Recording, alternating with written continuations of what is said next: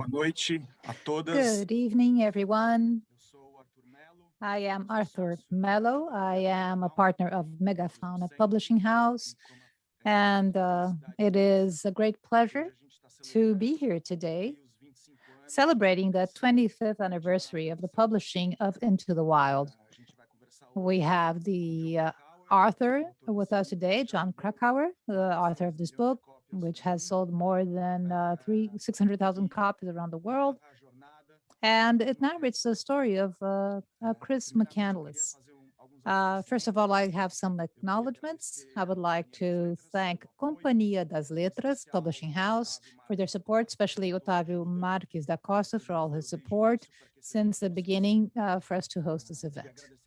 I would also like to thank Megafauna's team, Rita, Irene, Maíra, Flavia, Flavio, and Leila. And also my partners, Anna, Tiago, Maria Emilia, and Fernando. I would also like to thank Bia Abramo, who has kindly accepted our invitation. Bia, even though her curriculum precedes her, she asked me to introduce her just as a journalist and also a great reader. So thank you, Bia, for accepting our invitation. So we have Jon Krakauer here with us. He is a mountaineer. He's a writer.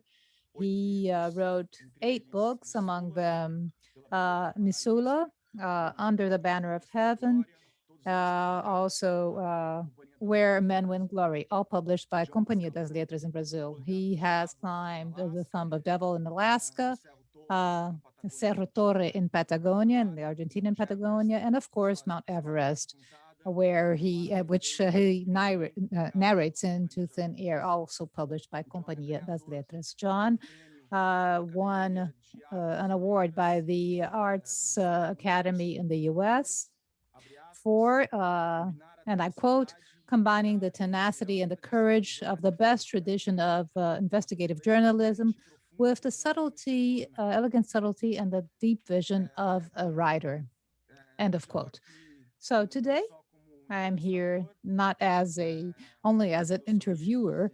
I guess by my smile and the nervousness I'm conveying, you can see that I'm also a great fan.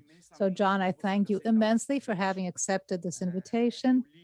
I read Into the Wild when I was 17. And of course, I was deeply, profoundly marked, branded by your book. So it's an honor to talk to you today. Thank you very much. Actually, when I think about your work, what comes to mind are a couple of words you wrote in the beginning of the book, Into the Wild. You know, during his flight, McCandless left an impression, indelible impression on many people, and people that he only spent, a couple of days with, maybe 1 week tops or 2. And I remember these words, this excerpt, because your books also left an indelible mark in me. And I'm sure of also the case for many other readers that are here today to listen to you. So I would like to start exactly there. I would like you maybe to talk to us a little bit about these characters that passed through the life and Chris's journey. How did they help you to follow Chris's steps? And also, how would Chris's story, how did you get to Chris's story, and why did you decide to write about it? Thank you. Before I answer that, I just want to thank you for inviting me to be part of this. It's a huge honor. I mean, I'm thrilled that Brazil somehow found an interest in my book, so I'm grateful to my publisher, but it really is great. I've never been to Brazil. I very much want to visit. So as far as, the people who Chris met in his journeys were invaluable. I mean, before I wrote the book, I wrote a magazine article about Chris that was published a few years before the book came out. And that magazine article, people who had met Chris read it and wrote to the magazine saying, I knew this boy please share this with Mr. Krakauer. And so it was an incredible gift to have all these people who were willing to talk to me, seek me out. And that was really important. Whenever possible, I just jumped in my truck and drove to wherever they were. And, it was wonderful. And that really helped me to hear, from their own mouths, what was special about him and how he affected them. And he had a profound effect on almost everyone, at least everyone who talked to me. And that in itself told me a lot. And I think that had to do with, he had this charisma. People reacted to him. Some people didn't react at all or reacted poorly, but the people who liked him really liked him.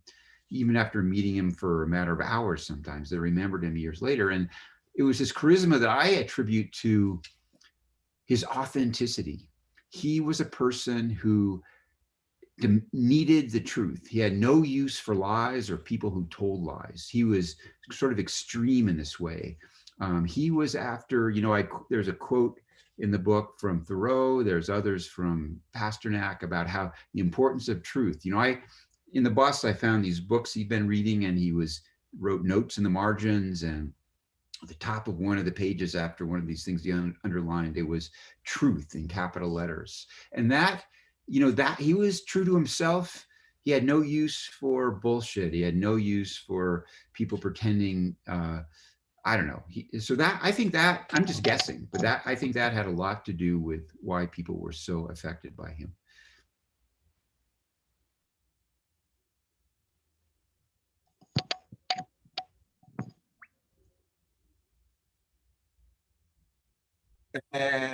Yes. And so, Jon, yesterday I watched the movie again, and I noticed something I hadn't noticed the first time. In the film, the narrator is Corinne, his sister. So how was it? How was, the relationship you developed with Corinne? How did you talk to her, get in touch with her? And by watching the film and rereading the book, in the film, the narrator says things that do not show in the book, for instance. And I would also like to know, how important was it, the book that she published years later, how much this book will help us understand his journey, and who was this person who decided to do what he did? Thank you this is really important, and I'm really glad you brought up this issue of Corinne. It's so important. I met her, when I wrote the magazine article in 1992, 4 years before the book was published. Her parents suggested I talk to her because they admitted she knew him better than they did. She knew him better than anyone. And so she lived 3,000 miles away from me on the East Coast. I lived in Seattle at the time. And I called her, and she was very wary. Another journalist. She didn't trust me. After Chris had died, the journalists, were sort of, the tabloid journalism was all about this hiker. So she was wary, but she agreed to talk to me. And she talked briefly. We only spoke on the phone, not in person. It was 20 minutes.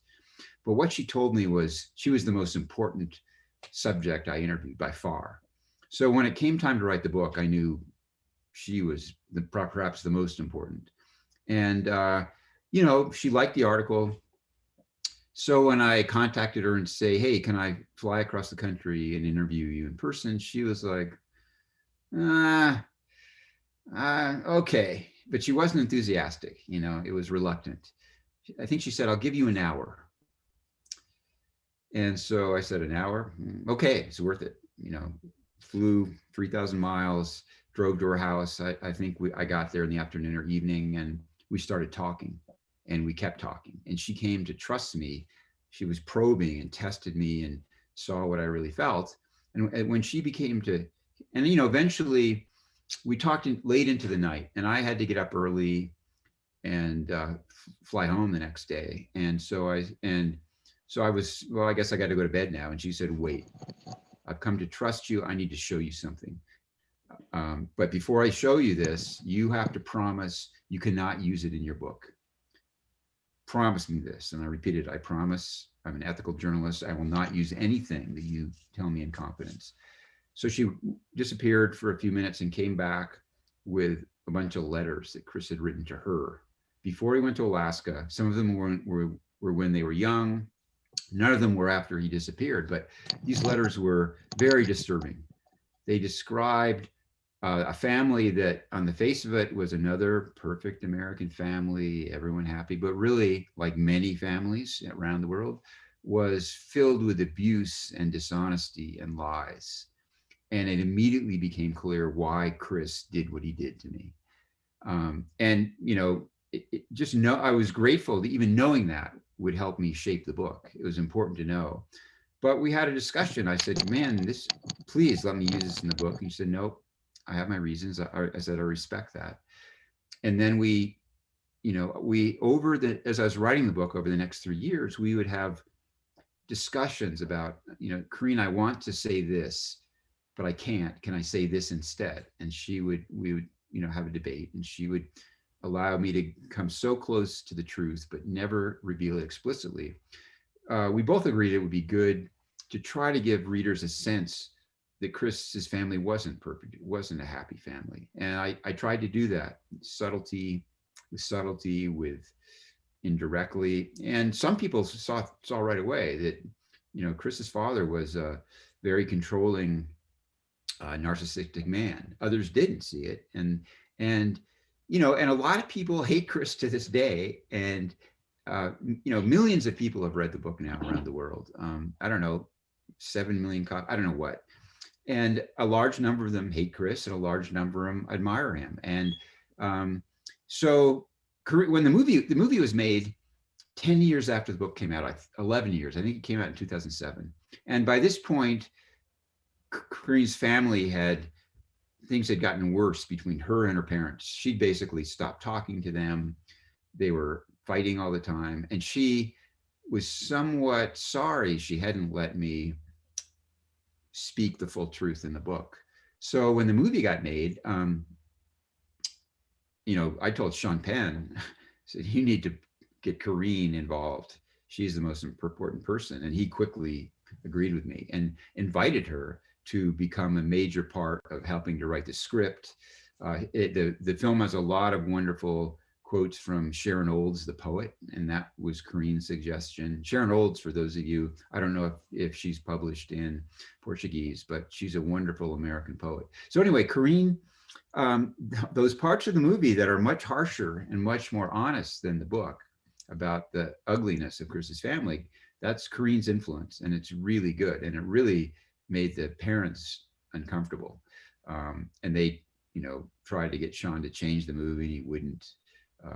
But that's why it's in the movie. And then a few years ago, I don't remember when, 5 years ago maybe, she published her book, The Wild Truth. And anyone who is interested in Chris's story, who has read Into the Wild, I strongly recommend that you read The Wild Truth. I don't know if my publisher has published it yet in Brazil. I sure hope so. But it really lays it all clear. You can't read that book and not have a lot more empathy for Chris. You immediately understand why he, quote unquote, divorced himself from his family. So yes, I am so happy. It was a very courageous act for her to talk about the abuse, physical, sexual, all kinds of abuse that she suffered at the hands of her family. I admire her courage. Better late than never. I'm really glad that's out there now.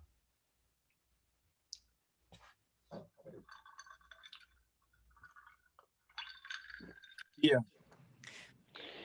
Bom, eu fiz questão de que I wanted Arthur to introduce me as a journalist because it is what I am, to the soul, to the bone. So we talk when we were warming up for our live about Brazil. So I have to mention that we are doing this live on the day that the environment minister was dismissed. This minister And this has to do with Into the Wild, because this is a minister who is helping to do away with what we have in terms of our giant nature in Brazil, which is the Pantanal region and the Amazon region and the backlands, a very important biome in Brazil.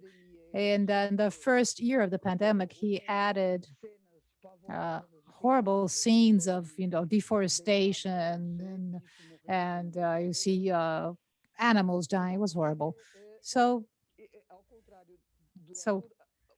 differently from Arthur, the first book I read was Into Thin Air, and it is my favorite book of your books. Sorry, it's not Into the Wild, it's Into Thin Air.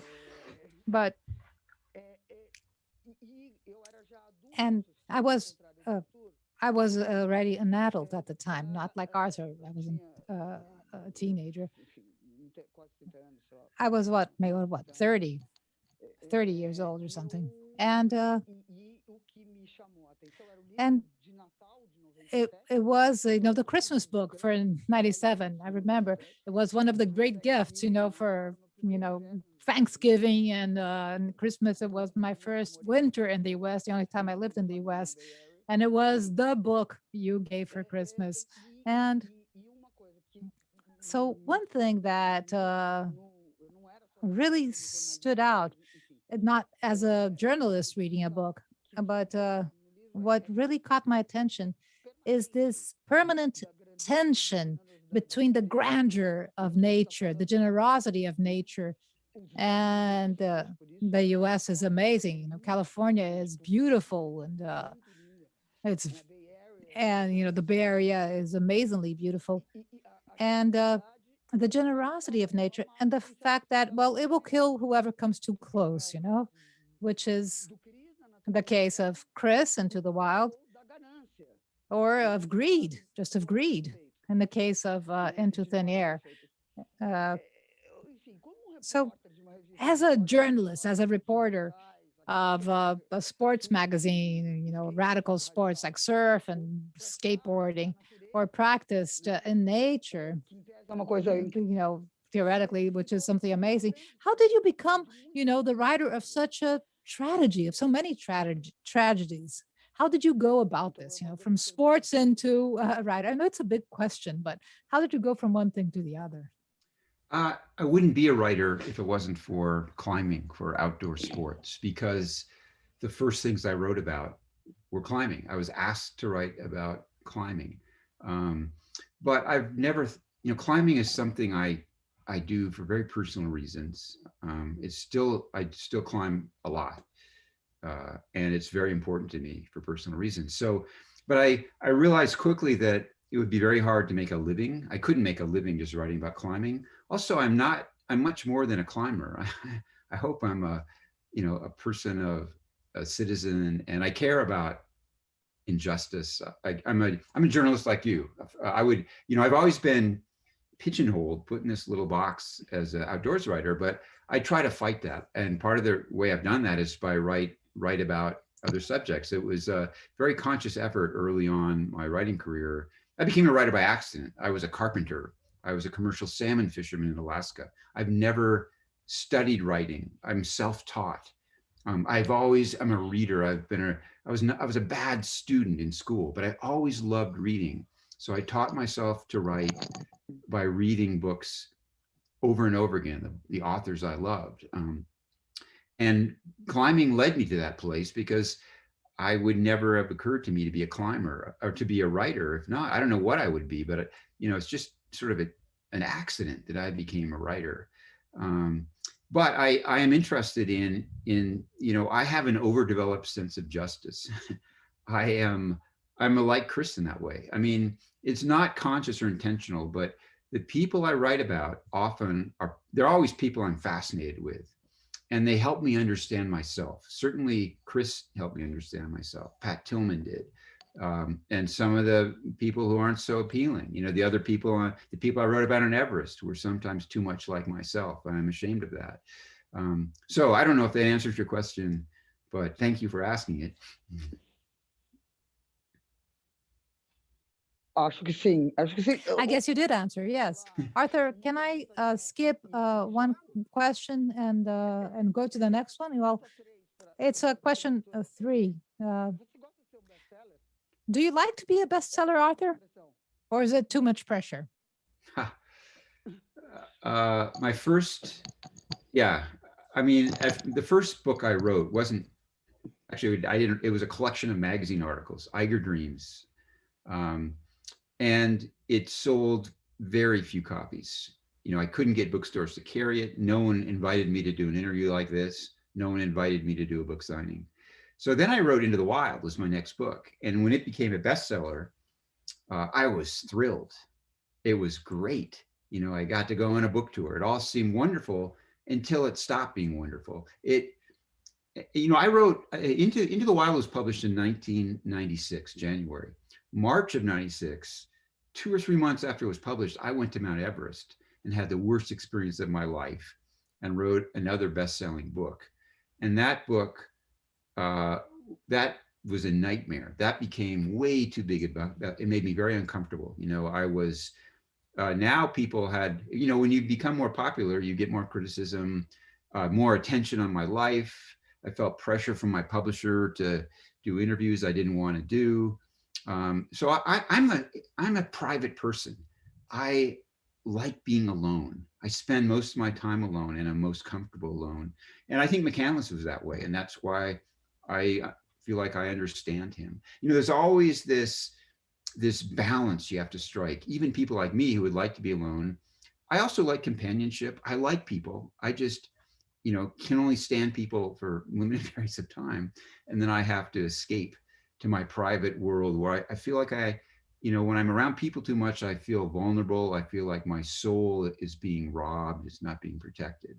So yeah, there's, you know, I never had any money. I was broke. The first 10 years I was a writer, my wife and I didn't have money. We were very poor. Sometimes I couldn't afford to own a car. So when I started writing books and they became bestsellers, the money was good. It's still good. Having money is a good thing, but it's not, I mean, I have enough money. I don't need more money. If you get in this trap of you have money, you want more money, that's no good. So for me, you know, I'm glad I'm thrilled people like to read my books. I'm thrilled I've been paid well. I'm rich now because of my books, but I no longer, money certainly doesn't motivate me now. You know, I give a lot of my money away because it's no sacrifice. I just don't need it. I live a simple life like I always did. And it's not like I'm a noble person. I just don't need money, any more money. I have plenty. So yeah, I mean, for me, it's a real paradox. I'm glad. I'd be sad if no one wanted to read my books and I was still a starving carpenter. But I'm also uncomfortable with what comes along with being well known. It's not, there's no free lunch. It comes at a cost, at least to me.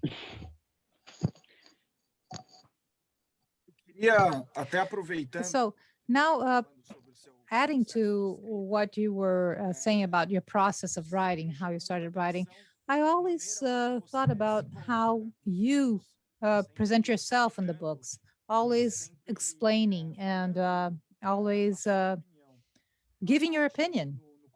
There's, in the beginning of Into the Wild, you start by saying, I do not pretend to be a biographer, impartial biographer. The strange story of McCandless touched me in such a way that it was impossible to separate myself from this tragedy.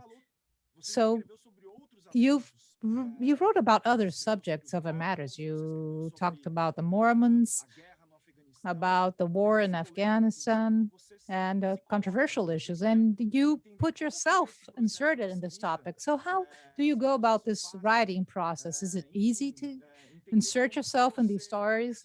How do these topics and subjects get to you, and why do you choose them? Why do you choose to write about them? Every book I've written it's been something that the subject was so compelling, so fascinating, I couldn't stop thinking about it. So, I mean, I've probably thought about writing 10 books for every book I've written, literally. And sometimes I've done the research for a year and decided not to write a book. And it's always because I think this isn't interesting enough to me personally. It's an interesting subject, but if I'm not passionate about it, if I don't really care about what I'm writing about, it's so hard for me to write a book. I'm not a natural writer. I have to revise every sentence 100 times to make it readable. People don't believe me, but it's true. I'm not a good writer. I'm a good self-editor. So if I'm going to, spend 3 years, or some of these books have taken 5 years, or longer. If I'm going to spend that much time obsessively writing and rewriting and researching, I have to really care about the subject. So I don't write about something unless I can't stop thinking about it. That's how I choose a subject. That's true of every book. And some of my books, I insert myself in a lot, some of them a little, some not at all. But I always believe in letting readers know my biases, where I come from. We're all biased. There's this myth of the impartial journalist. That is bullshit. I mean, in America, I don't know about in Brazil, there for a long time was the sense of you had to give equal weight to each side to be fair and balanced, and that's nonsense. That's why we have, climate is changing, and for years people were told it's a hoax. That's because the news organizations would give the correct factual view that climate is changing fast and we need to do something, but they give equal weight to, 99 scientists would say climate change is real. One scientist would say it's a hoax, and they'd get equal weight to try to be fair and balanced. That's nonsense. What I believe you do as a journalist is you always tell the truth. And if I go into writing a book or an article believing one thing and I learn it's not true, I switch and tell the other side. I mean, I believe in being factual and truthful. I also believe in letting people know that I'm not pretending to be, balanced. This is what I believe is true, and here's why. And I always try to present the strongest argument for the other side. Say, here's why they say it isn't true. This is the best case I can make, but I don't think it stands up to scrutiny. So that's where I come from. And it's less controversial now, but when I started, I'm self-employed, I'm self-taught, I've never worked for a newspaper.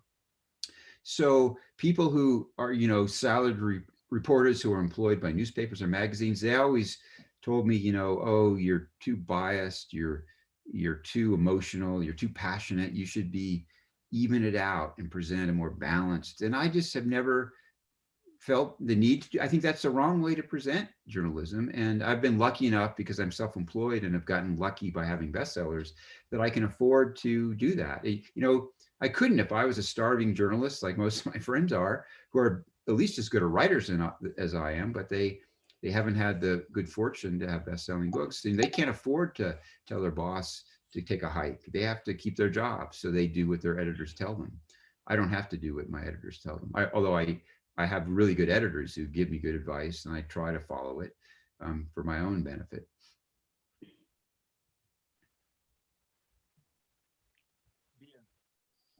Bom, eu basicamente Yes. Basically, adding to Arthur's question, as a journalist also, I understand perfectly, and I confess that I'm so envious of you, of what you're saying, because here in Brazil, it's very rare. It's, of course, due to of course, obvious differences in terms of economic power between Brazil and the U.S. And of course, there are journalists who become writers also, and best-selling writers or authors.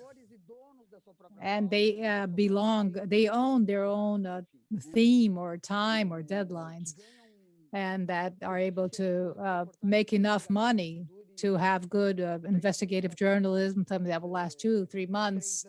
But these are just a lucky few. But I can just imagine how difficult it is to write into thin air.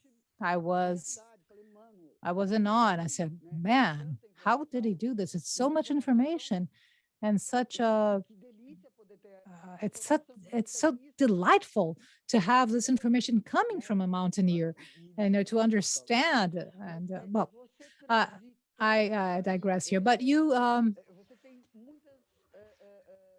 you have different avenues, you have different possibilities, stylistic possibilities in your writing. It can be something that the book brings you pleasure because it's an interesting story. You have lots of concentrated information.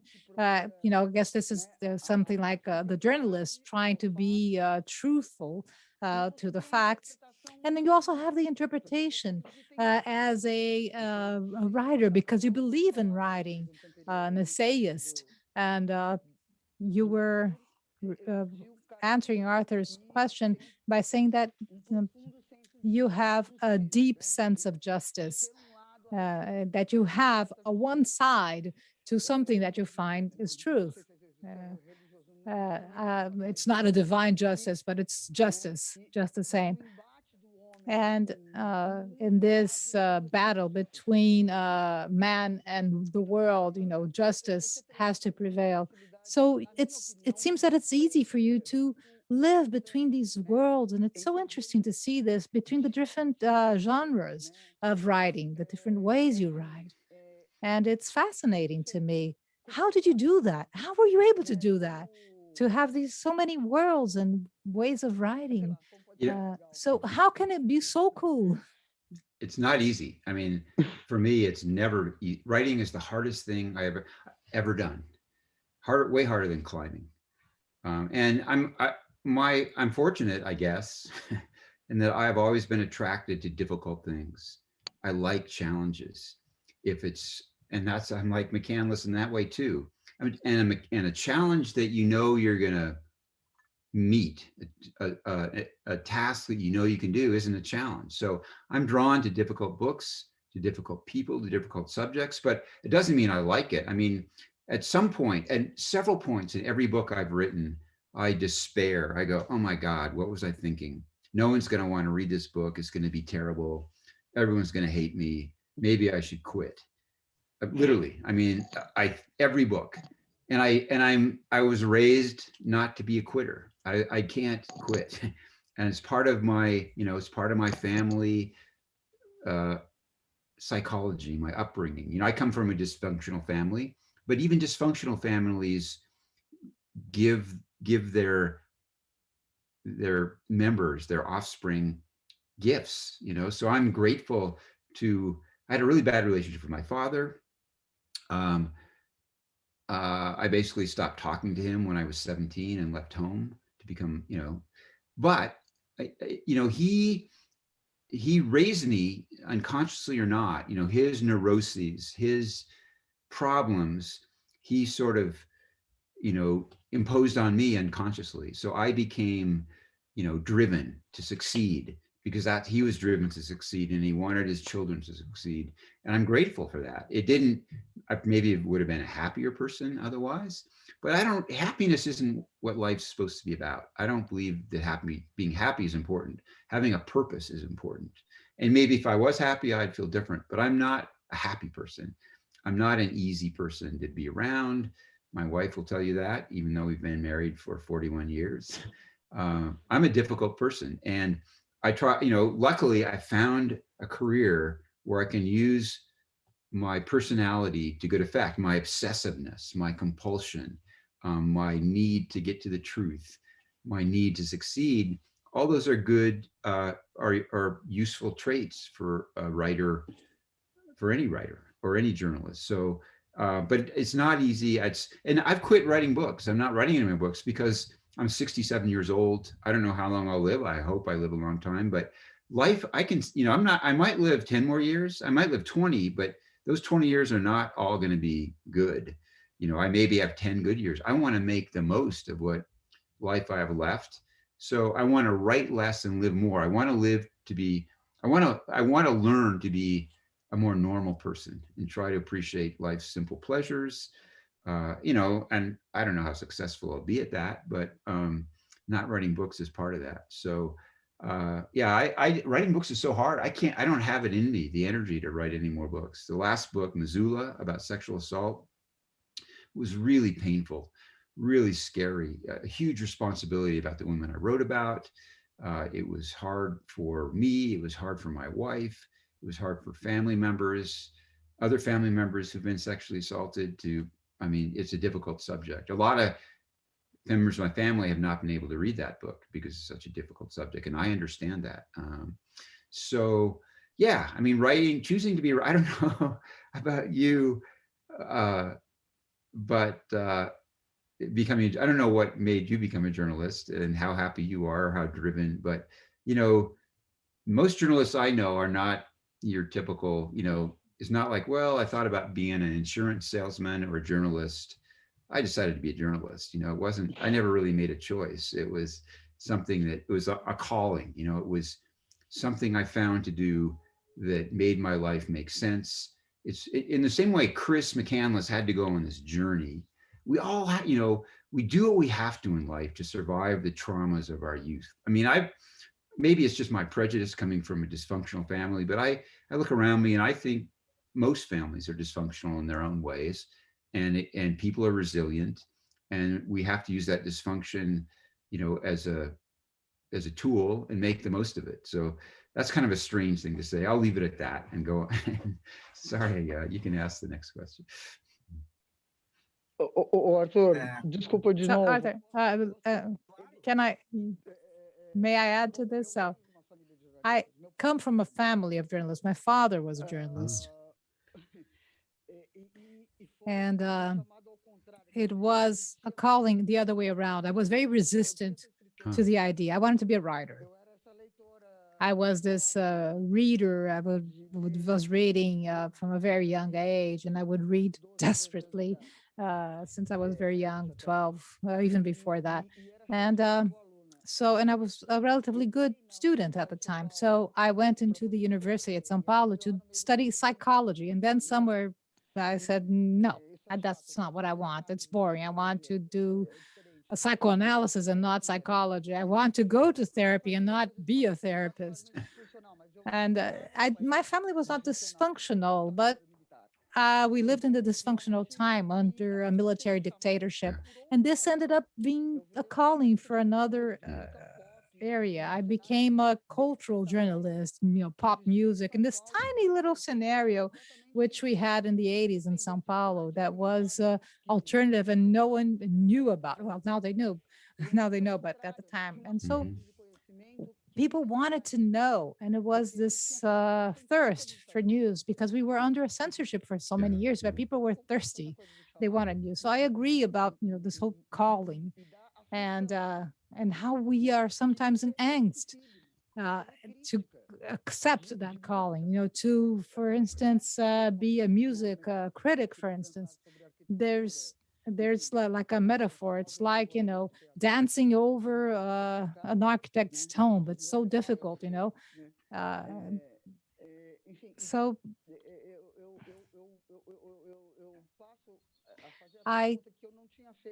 this is now I'm going back to the question I skipped, and I apologize to the interpreter because I'm skipping around my questions. But the experience of your characters is American and male. These are boys going. Of course, in Thin Air, there are other hues. And in Missoula, you are confronted, or you have women. You're talking about sexual attacks, so sexual crimes. And is this a recent learning? You know, in our generation. I was born in '63. You are as old as my eldest sister. You're maybe a couple of months older than she is. And we've learned a lot with American feminism here in Brazil, because, you know, we're a more conservative Catholic country. It's something a little bit heavy, I guess, in Brazilian culture. And so as a reader, I would like to ask, to which extent is your tension, your stress towards, why did you write about the sexual attacks? Because that in contemporary America, why did that call you to that topic? That's a good question. I mean, I had difficulties with my father. I've always been more comfortable around women. I grew up in a small town in Oregon, a state in the far Northwest. Brazilians have probably never heard of. And I had 3 sisters and 1 brother. I grew up, my mother was wonderful. I grew up loving to hear women talk. I would just sit and listen. I've always loved that. So I grew up I feel comfortable around women. I don't enjoy the company of men nearly as much as women. When I went to college, my first serious girlfriend was a radical feminist. And I was just this uneducated, naive boy from the country. And she educated me, about women's rights and women's issues. And that had a big influence on me. Now, I was naive about sexual assault. I was naive about everything as a young man. But I wrote Missoula because, this is a true story, my wife and I don't have any children of our own. We have 1 foster son who's now 30, but we had a friend, a young female friend, who is like a daughter to us. And we'd known her since she was born. She's like a daughter. And then in 2012, we learned from her boyfriend that she was in rehab, drug rehab. She had, gotten addicted to drugs, and she ended up in this facility, went through therapy for months and months. When she got out, she came to live with us. And it turned out the reason she became a drug addict was when she was 14 years old, she was raped by a family friend repeatedly, and didn't tell anyone, because women don't tell because no one believes them. She was raped again when she was a little older. And those traumas she learned in therapy were what, upended her life. She was on a fast track. She was a very successful student, had a career. So I was so amazed that I was unaware that she'd been this woman I knew very well, a young woman. I didn't know she'd been sexually assaulted. I didn't understand how pervasive rape is throughout the world, and certainly in America. And so I started educating myself. And the more I learned, the more upset I became. And that's what led to me writing Missoula. I wanted to write a book that explained to other people who were as ignorant as I had been that this is a serious problem and it needs to be addressed, and women need to be believed. I mean, only in the United States, only 20% of the rapes at most are even reported to the police. Most rapes, and even the rapes that are reported, only a tiny fraction of them are prosecuted. Rapists almost are impossible to convict. And I think that's a big problem. So that's why I wrote Missoula. It was the need to, make this known. And so that, that to many people, that was a strange subject for me to write about. For me, it just made perfect sense at the time.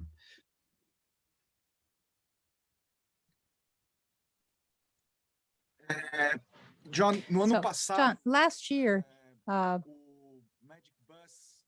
magic bus, Chris's magic bus, was taken out of the trail where it was at. And so I would like to know, what was your reaction, your opinion, if someone talked to you about this, if you were, how was this for you, for the family, if you talked to Karine about this? So if you could talk a little bit about what happened with the bus. It was very upsetting to me. It caught me by surprise. I didn't know they were going to strap it to a helicopter, a huge helicopter, and fly it out of the wilderness. So I was shocked and I was sad. But for years, Karine and I are close friends. We've become close friends ever since, I first met her.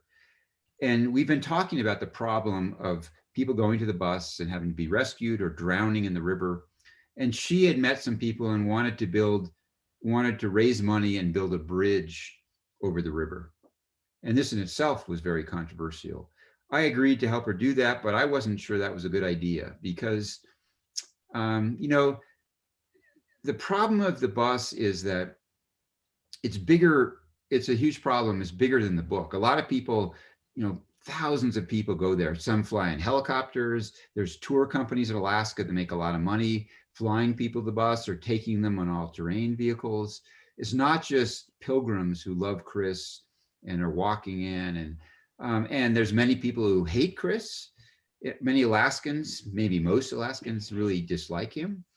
And they've been vandalizing the bus. They've shot out almost all the windows with guns. They paint obscene graffiti on it.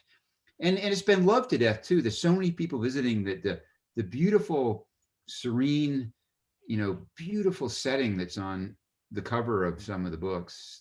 It's nothing like it was when I first saw it. The grass has all been trampled. There's no wood left. It's all been burned. People, there's toilet paper and feces everywhere. So, I was sad when I learned the bus had been flown out, but in retrospect, I think it's a good thing. I think, it had been desecrated. It had been ruined.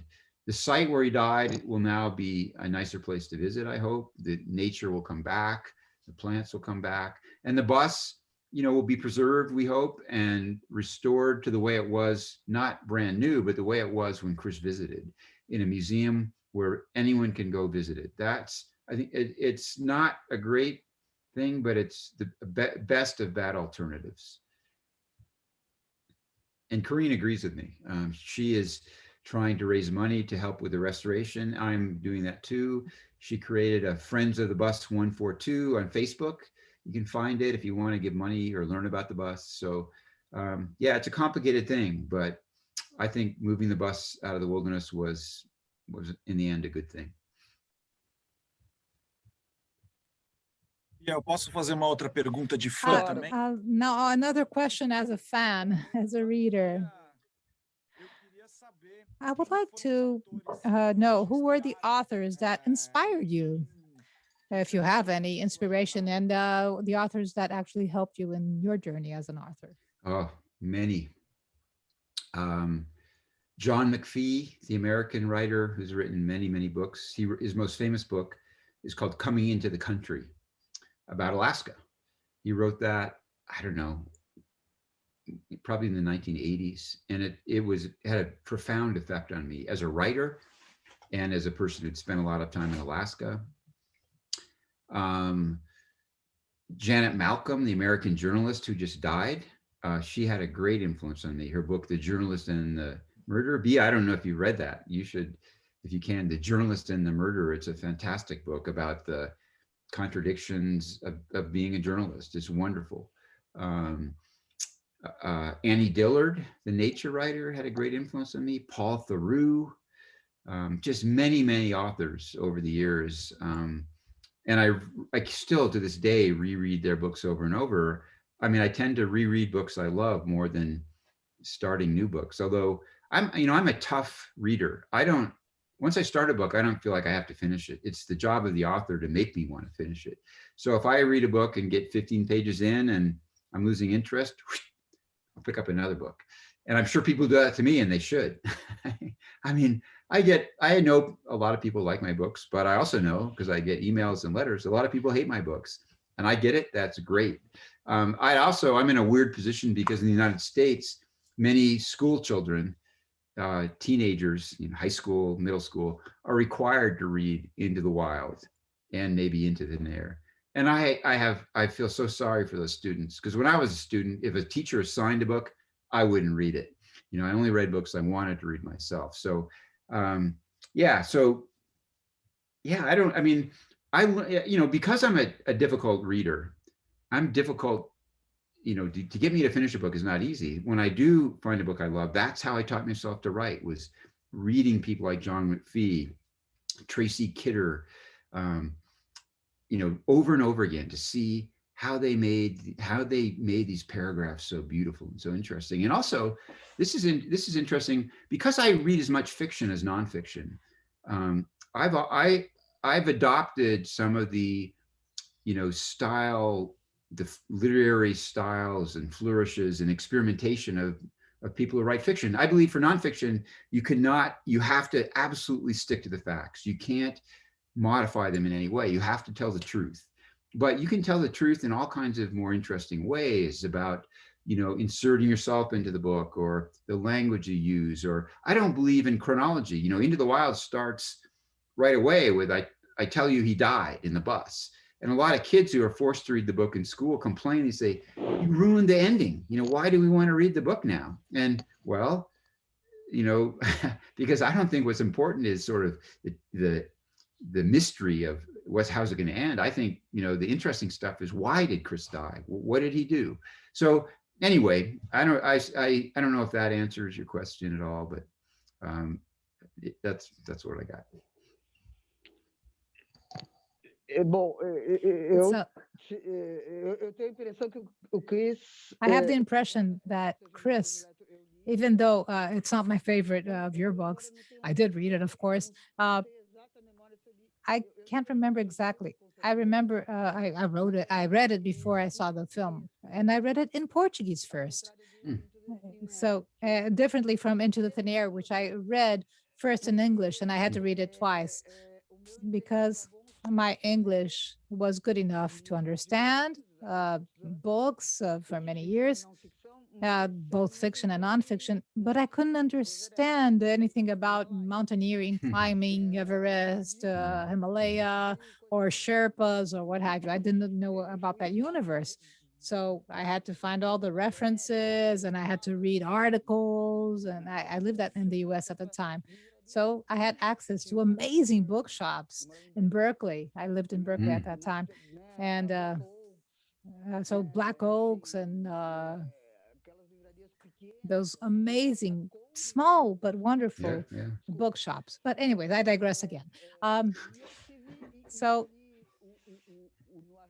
And I read Into Thin Air twice in order to understand. First, just to see the story, and then I went back to understand, you know, the geography, who did what to whom, and I reread it a couple of times, and I had this amazing emotion when my own son, when he was 15, 16, he would read Harry Potter in English, and he read Into Thin Air, and he came to me and said, "Why, these guys are crazy? They're nuts." And he was a teenager, and he's very pragmatic. And so I have this impression on McCandless that in his naivety, he gives in. He decides to give in. He dies of hunger. He is an American who dies of hunger. This is so shocking to me. And it's a comment, it's not a question, I'm sorry. So to which extent, what is the American experience that can be understood of your work, of your books? I think Chris's story is a quintessential American story, an archetypal, and I know this to be true because, you know, I didn't know that so many people would find him fascinating. There are many people who hate him, but there are also millions of people who love him and see themselves in him and wish that they had had the courage to walk away from their bad jobs and go off and live the lives they felt compelled to live. So, so Chris, I think Chris's story is very American. There's a lot about the good and bad in America. It's a lot about, you know, the underbelly of America. Chris hung out with the poor people, the drifters, the forgotten.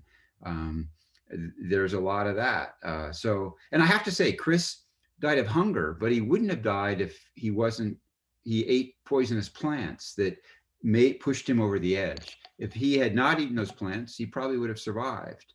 And he also was trapped. You know, he didn't know enough about Alaska rivers to know that Mount McKinley, the biggest mountain in North America, huge glaciers in the summer, 24 hours of daylight in Alaska. It's hot weather, and the glaciers melt and the rivers rise. You know, when he walked in the spring, it was a small creek. You know, he could wade across it.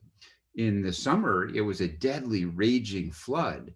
And he didn't, you know, he was naive. He should have known that. But so he was trapped. So instead of drowning, he went back to the bus to wait for August or September, to wait for September, October, when the river would go down. And he, you know, he ate a poisonous plant, and that's what did him in.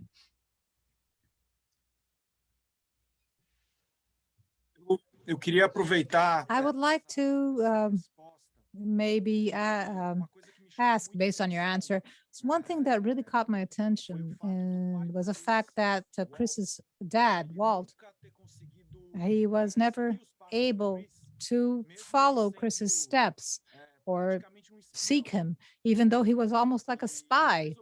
And Chris chose, at a given moment, burning his maps to try to explore the world in a more genuine way. Do you think that this story, do you think that it would be possible today to have a similar story such as Chris, you know, someone that will just disappear from the face of the earth and is unable to be tracked down? You know, in 92, you didn't have the internet.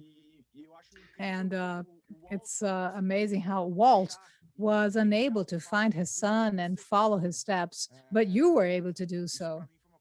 This was something that I always thought about. It was, I loved doing the research. That book was wonderful. And I had the benefit of all these people who read the magazine article and wrote to me so I could track them down. And, you know, I also was very, you know, I'm an investigative journalist. I have certain tools that I know how to use. But, you know, I think today I know people who have disappeared, you know, or I have hope they're still alive. You can still disappear today. It's harder with the internet, but the people who do it don't have cell phones that can be tracked. They don't use the internet. They, like Chris, you know, you have to, going into the wilderness, going into this state of nature, it's pointless to do it with, you know, on a motorized vehicle, or to do it with, you know, you should do it. It's an atavistic experience. It's an experience of going back to nature. You should do it in that spirit, with a minimum of equipment, with a minimum of modern tools. You know, the best way to enjoy that experience, or to have the full experience, is to limit yourself, to not bring a map, not use GPS, you know, not use, and a lot of people, that seems crazy, you're gonna die. Well, you might. The trick is to know your own limits, know your skills, and not push it too far.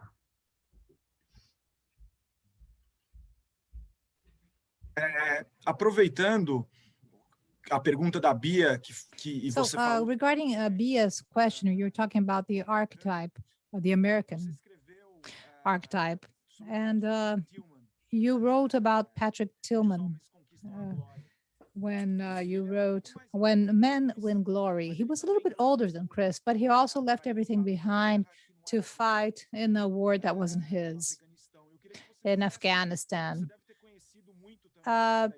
You probably learned about his story. Could you make a parallel between Tillman and Christopher? Yes, they have some important things that are very similar, and some that are very different. They both had this need to tell the truth. They both got very angry when they saw injustice, when they saw, you know, lying and corruption and people treating other people badly. So they're very similar in that way. They were kind of extremists in you know, the need to do what was right. Doesn't matter what other people think, you do what you believe is right. They both felt that very strongly, to a degree that in both cases cost them their lives. I mean, Pat Tillman, you know, was making millions of dollars as a star in the National Football League, American football. It's not real football like you play in Brazil. But he, you know, he was making millions of dollars. He had a beautiful wife who has become a friend of mine, Marie, and he gave that all up because he felt he had a patriotic duty, like every American, to enlist in the military. Doesn't matter if you're rich or poor. A country was under attack by terrorists, so he thought he should just be an ordinary soldier, not an officer, just, you know, fighting on the front lines. And this was a terrible mistake, because the government was not trustworthy. It was not, the government lied to its people, it lied to him. He realized early on, after he was in the army, he went to Iraq to fight in Iraq. He realized sooner than almost any other American that this war is wrong. It's immoral. We shouldn't be here. We shouldn't be fighting it. Yet he had promised to fight and to be a soldier. So he stayed, and he ended up dying, being shot by one of his own fellow soldiers accidentally. And so he lost his life because he believed in trying to do the right thing.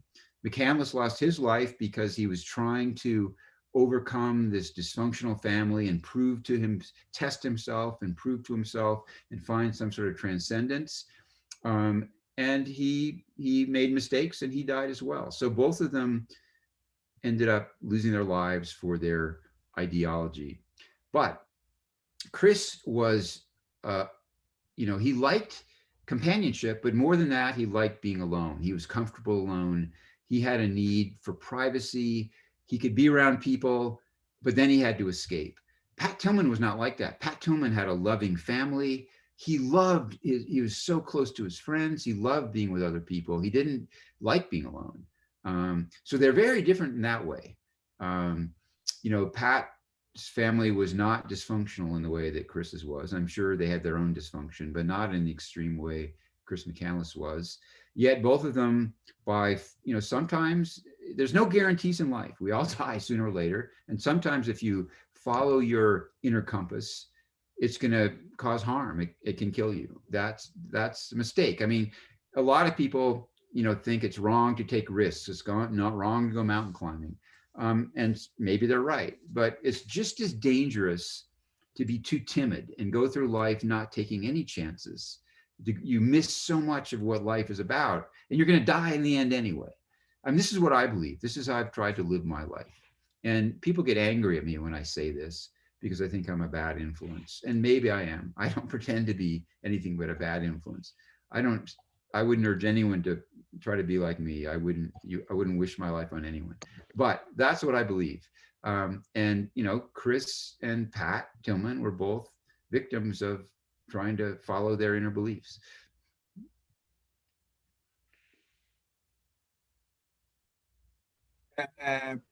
Eu tenho uma curiosidade. I have one curiosity. You wrote when we were talking in the beginning, when we were before the public joined us here, you talked about fake news. We were talking about fake news in Brazil and the US. We talked about fake news about the pandemic, and you asked us about fake news here in Brazil. And you had an important experience with fake news, and you wrote about it. This book wasn't published yet in Brazil, at least. It's Tricks Up of Deceit. And you write about Greg Mortensen, who fooled many people. And I've always wanted to understand, why did you decide to expose this person? And how did you deal with all the fake news that I'm sure, things that reached you? And how did you live in your country for this period of time with this amount of fake news we had recently? The fake news is really, it's really having a terrible effect on government here and in Brazil, I'm sure. But Greg Mortensen, I believed his lies initially. I was impressed. He tried to climb the second highest mountain in the world, K2. He came down exhausted, starving, ill, sick, and he took a wrong turn and ended up in this village where the local people of Pakistan, high in the mountains, who had nothing, gave him everything they had, nursed him back to health for many months, took care of him, fed him their food, even though they themselves were starving. And he in return, in gratitude, when he recovered, he treated their illnesses. He gave them all his equipment, and he promised to them he would come back and build them a school. When I heard that, I gave him $75,000. I was making money by this point, and it was right after Into Thin Air had been written. I was really impressed with him. I also went around the country, and writing things, urging other people to give Greg money. And a lot of people gave him their, inheritance, a lot of money. And when I learned that he was lying, that he never stumbled into this village. It was all a made up story. He was a liar. He was a con man. He was a complicated con man because he really did build some schools and he did some good. But his lies brought in $80 million to his organization. And most of that money was wasted. A lot of it went to enrich him. So I was angry that I had been tricked. I was also ashamed that I had tricked other people by believing his lies. I felt a moral responsibility to correct my error and tell the truth. So I did a lot of difficult research. I exposed the lies. It was very difficult. People loved him. Most people still love him. Most people think I'm evil for attacking this man who's done so much good. But I don't regret doing it. I think, and Bia would agree, I'm sure, we have a duty to tell the truth, no matter where it leads us, no matter what harm it causes us. And it's not always easy, but it gets easier. I mean, I can tell you, I have a thick skin. I don't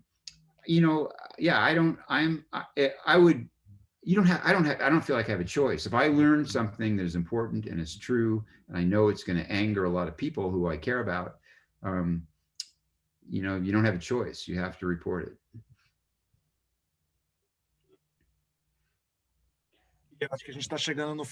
So I guess we're reaching the end of our presentation. So Bia, our last question.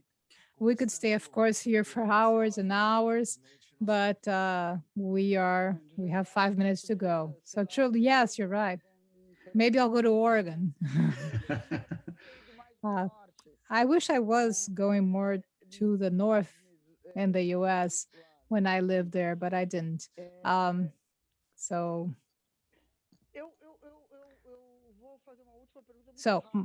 a very brief question. You talked about football. Arthur mentioned a broader topic. So I'm going to talk about football, the Brazilian football, soccer, which is our national sport, and it's one of the identities of Brazil. Yeah. I am from São Paulo. I am from the city of São Paulo. And of course, there are teams that are rivals and we root for one or the other. It's a matter of life. So in my historical experience, this is important because we had to win World Cups and we won in 58 with Pelé. So to which extent the idea of sports, Americans have their major collective sports, but the American individualism,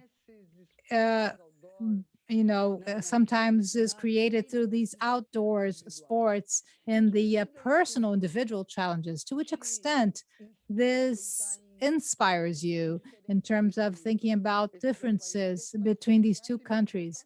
And if you don't know Brazil, come and visit us. Come and get to know us. I would love to visit. I really want to go, in addition to Sao Paulo, I want to go to the mountains in Rio de Janeiro state. I mean, I've seen photos and I just want to see that and experience that. But I don't know enough about I know about Pelé and I know about the Brazilians are fanatic about football, your football. But I don't know, I suspect there's also individuals like me. Like I grew up, I like playing American football, but I was small as a boy and I never got to play much, I wasn't good enough. So I was also a loner. So I just gravitated to climbing. And it probably, it was dangerous, but in some ways it saved my life. It gave me this focus. As a teenager, I dabbled in drugs and did dangerous things, but if I didn't have climbing, I don't know what, I'm obsessive. I need something to obsess over. And it wasn't football for me or other sports. It was these individual sports. I think it can be very healthy for whatever country for people who were different people. Some people are more private and more loners than the others. And it's good for anyone who's that way to find some way, the natural world I'm not religious. It's my church. And so for me, the natural world is anything that gets people into nature and makes them appreciate how small we are and how important it is to preserve nature. That's valuable. So, I hope I know the damage that's been done to the in Brazil to the environment. It's horrible to see from afar, and it must be even worse for those of you who live there.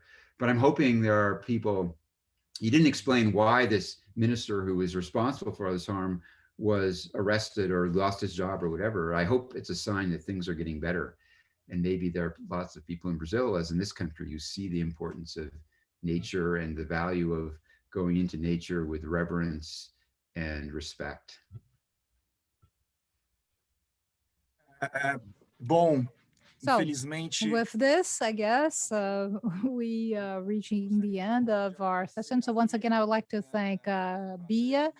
It was a pleasure to have you with us, Bia, and also thank all of those who participated and who are watching us. And again, Jon, deep thanks to you. This was one of the great privileges of my life to interview you. So thank you so much for having accepted this invitation. And I hope that whenever this pandemic is over, you're able to visit us in Brazil and you come to visit the Megafauna bookshop, and it will be a pleasure to have you here. And we can talk for hours and hours again. Thank you so much. You're welcome. I look forward. I will come to Brazil and I will visit Megafauna, and I look forward to seeing you again. Thank you very much. Bom, eu também tenho que agradecer, porque Well, I have to thank you too, because I was so nervous, but it was unbelievable. It was amazing. So thank you so much for this. To interview a writer is so hard. I think, to interview people you like is hard. You appreciate and you're a fan of, but I loved it. Anyways, thank you. I hope you liked it too. Oh yeah, you're very welcome. It's been a great pleasure.